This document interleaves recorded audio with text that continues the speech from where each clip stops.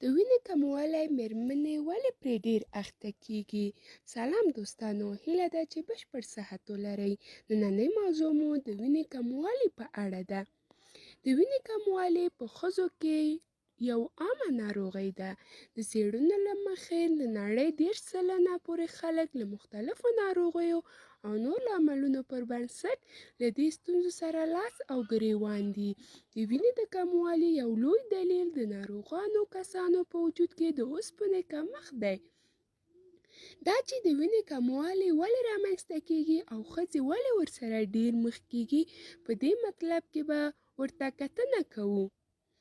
کوم خلک ډېر په دې ستونزه اخته کېږي؟ د وینې کموالی یو عامه ستونزه ده. هم نارینه، هم ښځینه او هم د مختلفو عمرونو خاوندان له دې ستونزو سره مخ کېږي. دا ستونزه په خاص ډول ښځو ته زیاته پیدا کېږي.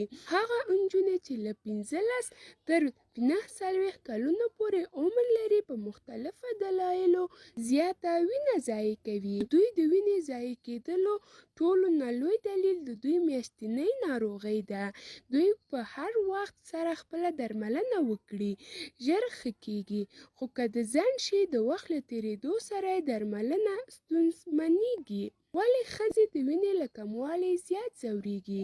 ښځې په عام ډول له میاشتنۍ ناروغۍ پرته هم د ماشومتوب د وینې له کموالي ځورېږي.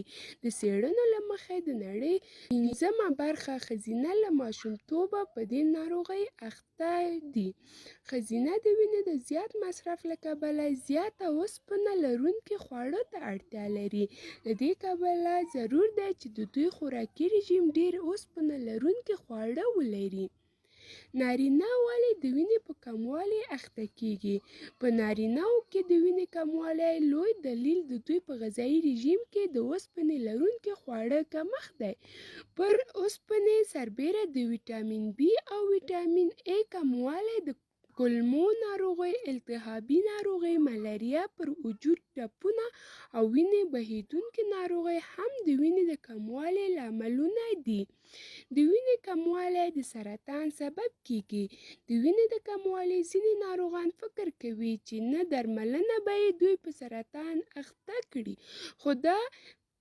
خو دا ویره پر ځای نه ده. البته که دوی د سرطان او د وینې د کموالي ناروغۍ نورې مشترکه خصوصیات ولري، هغه جلا خبره ده.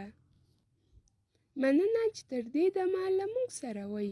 هیله ده چې زموږ صفحه لایک او سبسکرایب کړئ، ترڅو وکولای شئ چې زموږ نوې ویډیوګانې وګورئ.